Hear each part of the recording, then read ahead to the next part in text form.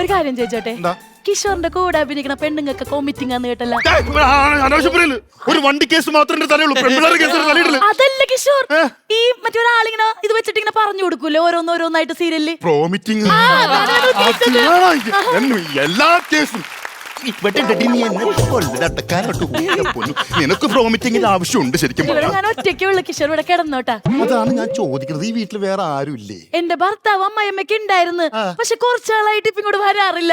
ഭർത്താവ് എവിടെ പോയി? ഭർത്താവേ ഇടക്കിടക്ക് കള്ളുടിച്ചും കൂടെ വരും, എന്നിട്ട് എന്നെ എടുത്തിട്ട് തല്ലും. ഒരു ദിവസം ചിലവൊക്കെ ഞാൻ ഒന്ന് കൊടുത്ത്, അത് പിന്നെ ഇങ്ങോട്ട് വരാറില്ല. അമ്മയില്ലേ എപ്പൊ നോക്കിയാലും അമ്മായിയമ്മ പോരാണ്. എന്റെ അടുത്ത് പറയും പണിയെടുക്കടി എന്ന്. ഞാനൊരു പണി തിരിച്ചു കൊടുത്തേ പിന്നെ ഒന്നും ചെയ്യാറില്ല. പെങ്ങളെന്ന് പറഞ്ഞിട്ടുണ്ടെങ്കിൽ ഭർത്താവിനെ തല്ലിട്ട് ഇവിടെ വന്നിട്ട് എന്റെ അടുത്ത് നാത്തും പോരെടുത്ത് ഞാനൊരു ദിവസം കിണറ്റി തള്ളിടാൻ നോക്കി, അതോടെ ഭർത്താവിന്റെ വീട്ടിലേക്ക് പോയി. ആണല്ലേ? ഞാൻ നേരത്തെ ഗായത്രി എന്ന് പറഞ്ഞ തോളി തൂങ്ങിയില്ലേ, അത് വെറുതെ ഉണ്ടോ? കാര്യാക്കല്ലേ? അത് കുഴപ്പമില്ല, ഇനി തോളി തൂങ്ങിയാ ഉത്തരത്തിൽ തൂങ്ങും. എനിക്ക് കിഷോർ എന്ന് പറഞ്ഞ ഭയങ്കര ഭ്രാന്താണ്. ഇനി മേലെ കിഷോർ എന്ന് പറയല്ലേ, ഭ്രാന്തങ്ങാനും കൂടിയാലോ. കിടന്നുറങ്ങാൻ നോക്കി.